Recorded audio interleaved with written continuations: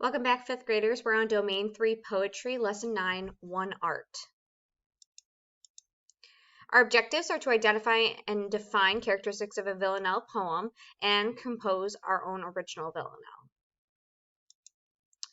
Our key vocabulary for today is evident, clear, or obvious, fluster, a confused feeling, vast is extremely big, and a villanelle is a poetic poem with 19 lines and a set of pattern of repeating lines and rhyming words. So just like we read in our last poem, this one's about a list of things she thinks she's lost. It's a very precise poem, which is a villanelle, and we're going to talk a little bit more about that throughout the lesson. But first, let's read her biography. Born on February 8, 1911 in Worcester, Massachusetts, Elizabeth Bishop endured a series of tragedies in early childhood. Her father died not long after she was born, and her mother was permanently hospitalized for a nervous condition. Bishop was raised by extended family in Nova Scotia and Massachusetts. She attended Vassar College, pursuing a career in medicine until she met the poet Mary Ann Moore. Moore's inspiration and encouragement motivated Bishop to publish her poems in 1935. During a trip to Brazil in 1951, Bishop fell ill, and for the next 18 years she lived in Brazil, where she adopted a toucan named Uncle Sam. Her second volume of poetry, A Cold Spring, was inspired by her new home.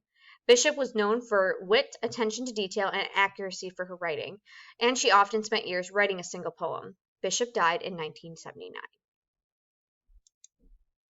So I'm going to pause for a little bit. Feel free to pause the video at any time to read through the poem carefully.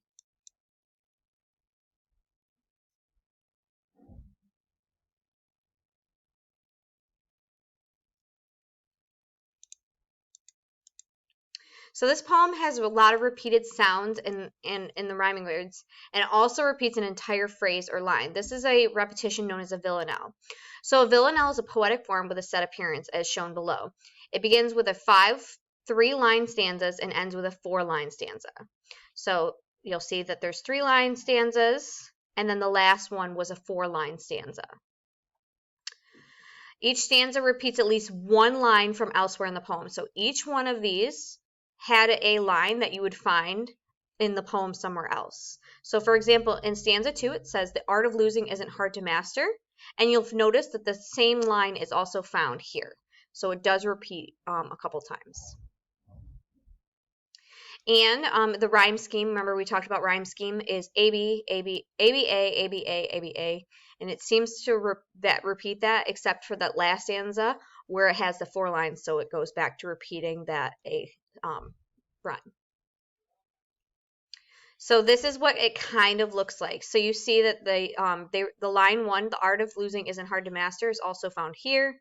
It's found here, and it's found here. And you can find the AB pattern. So master, disaster, fluster, master, faster, disasters. It just repeats in different formats. So with a villanelle, it's very, very structured. You have to follow a very specific pattern. So you should have at least 4 to 5 stanzas that are 3 lines and 1 stanza that's 4 lines. So this is really important to remember when you're creating your own. And remember, each stanza has to have a repeated line from somewhere else in the poem. So in the second stanza, the speaker mentions losing both keys and time. What kind of mood or situation does this cause? It causes a fluster and chaos. The speaker also discusses losing places and names where it was you meant to travel. Like time, these are not necessarily objects someone can misplace. For example, where it was you meant to travel could mean a thought or idea. How do people lose names or items? Do we physically lose them? No, we just kind of forget them. The poem lists more and more lost things, from the watch to a house. So which of these is bigger, a watch or a house? Well, typically a house is bigger. In stanza 5, the speaker says she lost 2 cities and a continent. Which one of those is bigger? A continent is bigger, obviously. The arrangement of items in each stanza seems to show a pattern. For example, the watch appears before the house and the cities appear before the continent. So what pattern seems to exist? Well, the bigger items actually appear last. And based on the pattern you see elsewhere in the poem, why do you think the speaker listed losing you at the end? So that means that losing you was the most important thing. So if the pattern of this poem started with something very small being lost, growing to things that are larger, the you is the largest item that was lost. So Now we're going to get into planning our own villanelle poem. So this poem, the poem speaker seems to repeat that it isn't a disaster to lose something because she's just trying to teach herself to believe this. So think of something you want to repeat, something that, remember, because we want to repeat poem lines in poems. So there's got to be a statement that you want to be repeated. For hers is, the art of losing is hard to master. That was the line that she kept repeating.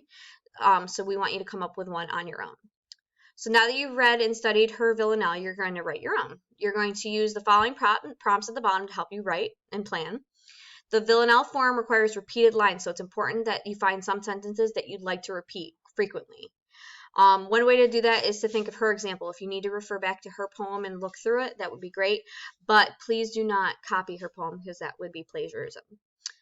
One way to think about something you believe in or repeat is considered a motto or a mantra. So this is a sentence that might repeat often. So a lot of people come up with mantras. So for her, her motto was, the art of losing is hard to master. So you're actually going to create your own. So an example of a motto would be, do my best every day, reach for the stars, something that is about your core beliefs. So first you're going to write your motto or mantra that you want to repeat. Then on each of the following lines, you're going to write a situation that you would need to repeat that motto. What part would you need to say multiple times over and over again? And then think of a sentence that you'd pair with the mantra. For example, when things get rough, there's a thing I say. Do my best every day, or something like that. So you're going to be repeating that often. And so your assessment is you're going to use your mantra and or motto from the previous planning and create your poem in the villanelle form. So if you need to reread or rewatch this video at any time to review how to create a villanelle and to come up with your ideas for your motto or mantra. And we will see everyone in our next lesson.